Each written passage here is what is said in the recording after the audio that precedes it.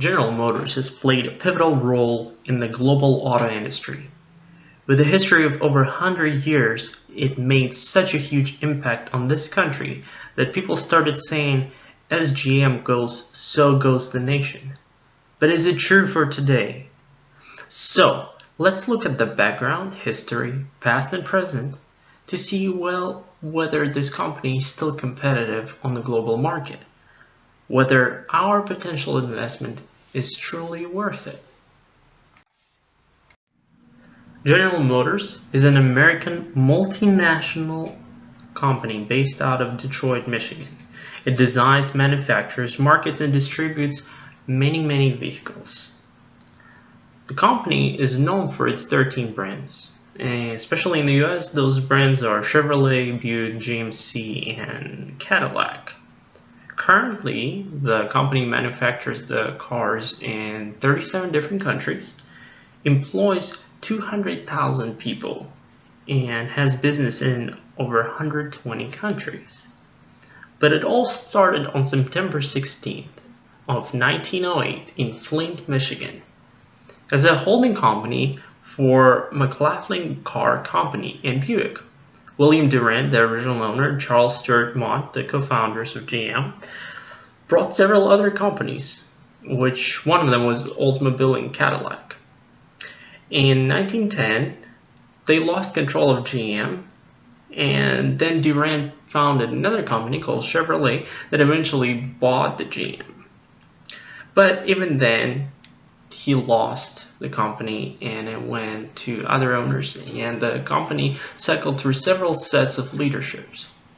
But it had a history of 100 years on the market, and at a certain point it even had a 50% US market share. It truly was a leader on the market, not only in the US later on, but also worldwide.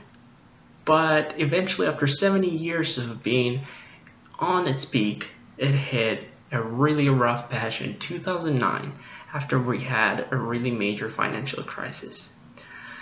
It all started in 2009 when GM filed for bankruptcy, and it led not only to closure of major brands such as Pontiac, Hummer, which eventually were sold to China. The company eventually was reorganized completely. Barack Obama, the current president of the United States, actually gave GM 60 days to reorganize. But eventually the company picked up from the bad place where it was and returned to profitability. It increased its overseas operations since then, and it's actually back to its competitive positions in comparison to other industry leaders. And now they're looking into the future. They're looking at some large-scale investments in grain transportation. They're developing the new all-electric Chevy Bolt, and they're trying to compete with major company like Tesla and their very successful Model S and now Model X and even Model 3. And also they're now invested in an autonomous transportation collaboration with the company Lyft, which is one of the main competitors of Uber. Also, they're trying to increase their presence in Asia, as it was proved that in the past 3 years, they had a huge success in China. Not really any other Asian countries, but they did extremely well in China in the past couple of years. Since Henry Ford introduced his Model T in 1908, the industry really took off, and it hasn't really stopped since then. It is still very dependent on revenues, and it keeps growing. But before World War II, most of the production of vehicles was actually based out of the US, about 90%. After World War II, things kind of changed a little bit and other players entered the game. Japan started producing a little bit more, Germany, China, and eventually they started applying a little bit more pressure on General Motors overseas. Volkswagen started coming out with cars that were bought in Europe, and Toyota came out on the market and started doing extremely well. Initially, General Motors, whenever they were the global leaders and one of the industry's main leaders, had most of its competition coming domestically from Ford. but it started losing some of its hold on the industry once the foreign companies applied even more pressure. And once it started losing its position globally, it started losing its positions domestically. And in comparison to 2006 and right now, even though the company back then was more corrupted and had more issues, its market share, US market share, was 26% in comparison to current 17.2%. But you can still see that in the US, it is still one of the main companies. Other companies that are involved here are Ford, Chrysler. Toyota actually uses the US as one of its main markets. Honda is also marketing really hard here in the US. But even though the General Motors went through a major bankruptcy back in 2009, it managed to turn around and win a pretty large share on the market. Also now, with competition coming out with companies like Tesla, they're investing into high-tech industries to see whether they can take a spot in this new emerging market. Currently, the company is winning a lot of its market shares by using a very diverse customer base.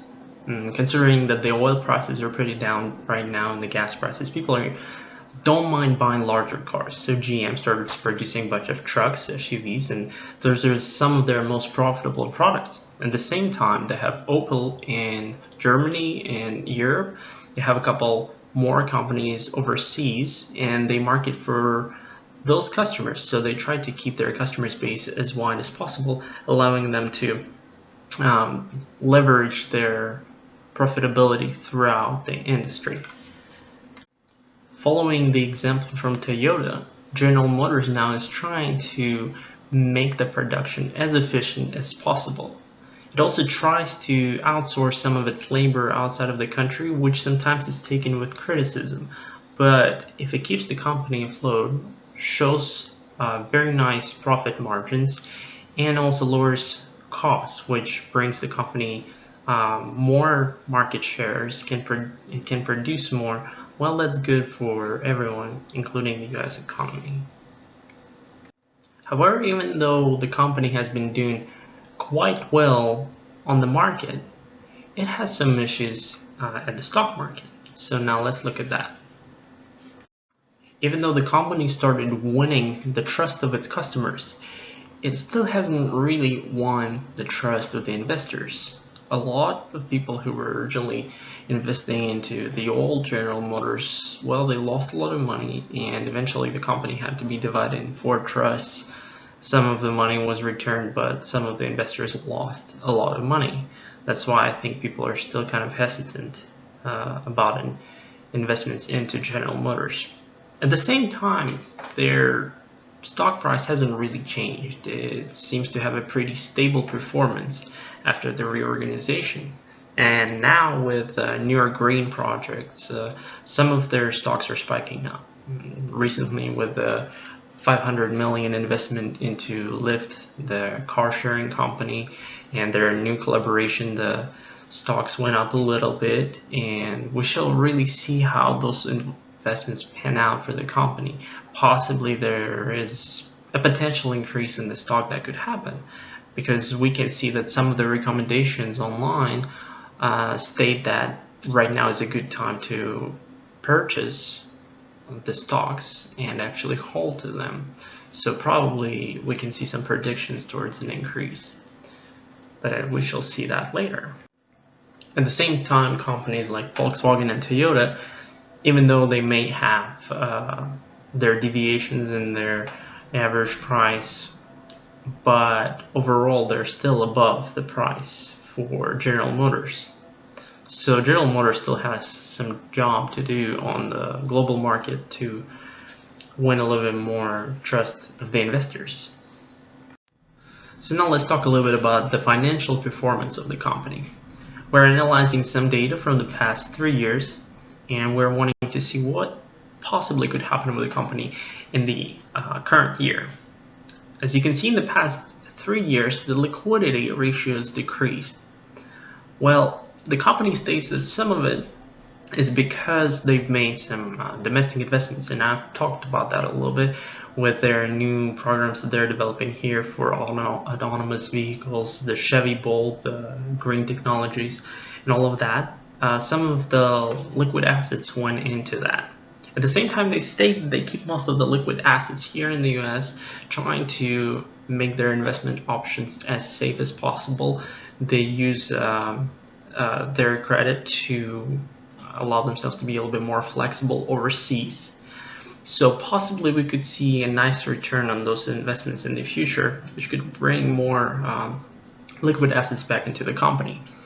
Now, if we look at the gross margin, inventory turnover, operating margin, all of those are actually pretty constant throughout those years, and which is actually a good thing, because even though the company is increasing its production, it has a pretty the demand for their cars is pretty increased.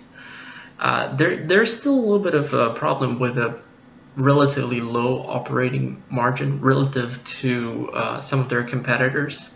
It could mean that potentially the company would have a hard time dealing with sudden market changes and managing the costs and all of that.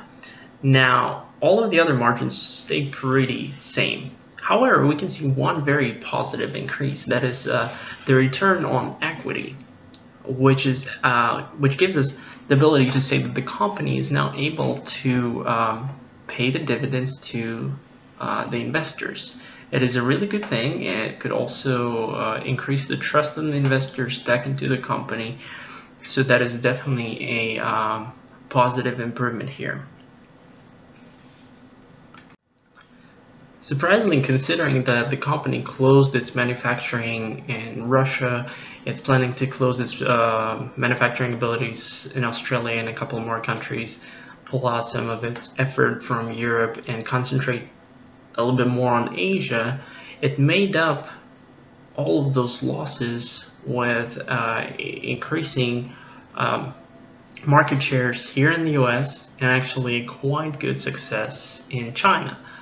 Though they would love to expand a little bit more into other countries of Asia, where Toyota already has a pretty good market share, so they would like to challenge that a little bit more. Overall, we can recommend investments into General Motors, though with some caution. The company could potentially be still pretty sensitive to sudden market changes worldwide and any kind of political tensions. They are thinking about potentially pulling out a large investment out of Brazil, but at the same time they're praised for their strategic partnerships that would be considered their building blocks of stability. Large investments into large high-tech startups is definitely a good idea, though at the same time they start pretty slow and locally. They want to see how some of their projects up north work out locally, and then they later on might expand them. With companies like Tesla entering the market, you need to have some kind of a good competition, and there's a couple more companies emerging on the market, and they would try to pull a bit more of the market shares. And General Motors is really looking into the future. They want to be a part of that, and not as a company that's trying to keep up with the trends, but is actually pushing the limits of the industry. Potentially, if those investments that they've made pan out well, investment right now could pay very well in the future. At the same time, if those investments fail, it is not something that would bring some kind of a huge existential danger to the company. So the risk is pretty low in terms of that. Some of the risks that can be considered here is, well, international political tensions and any kind of currency exchange rates. But overall, that's something that's being considered by the company as well.